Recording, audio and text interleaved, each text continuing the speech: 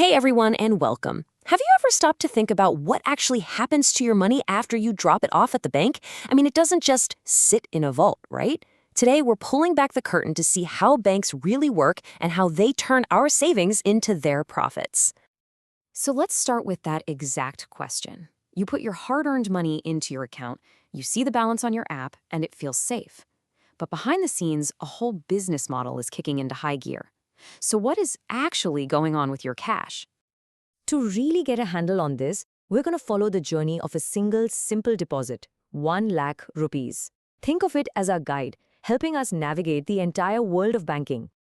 Okay, so the first thing to wrap your head around is that a bank looks at money in two totally different ways.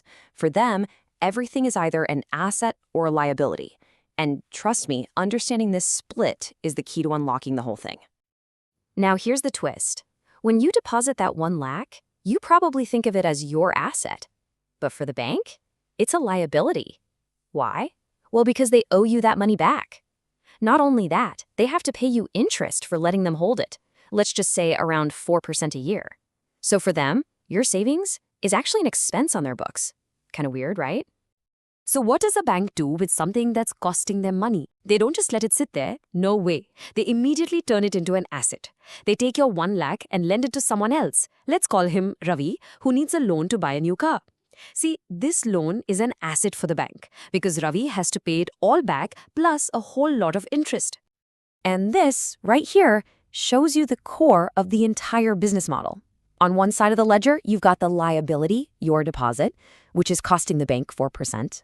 And on the other side, you've got the asset, Ravi's loan, which is earning the bank 9%. The bank is basically just a middleman, perfectly positioned in the middle of this money flow. So that gap, that space between what the bank earns from Ravi and what it pays to you, that is where the magic really happens. This brings us to probably the single most important number to look at when you're talking about a bank's profit. Let's break it down. First, you've got the income side. From that car loan to Ravi, the bank is bringing in a nice 9% interest. This is the good stuff, the money that's flowing into the bank. But then, of course, you've got the expense side. To get your money in the first place, the bank has to pay you that 4% interest on your savings. This is the money that's flowing out of the bank. And the difference between those two numbers is everything.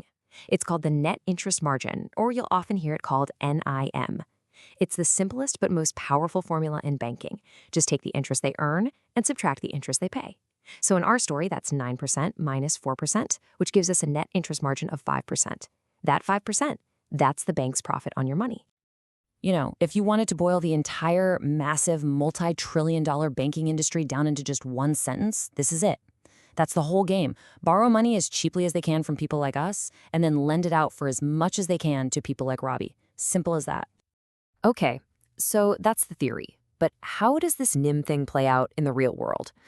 Does it actually explain why some banks seem to make so much more money than others? Well, let's put it to the test and compare two giants of Indian banking, the public sector SBI and the private sector HDFC.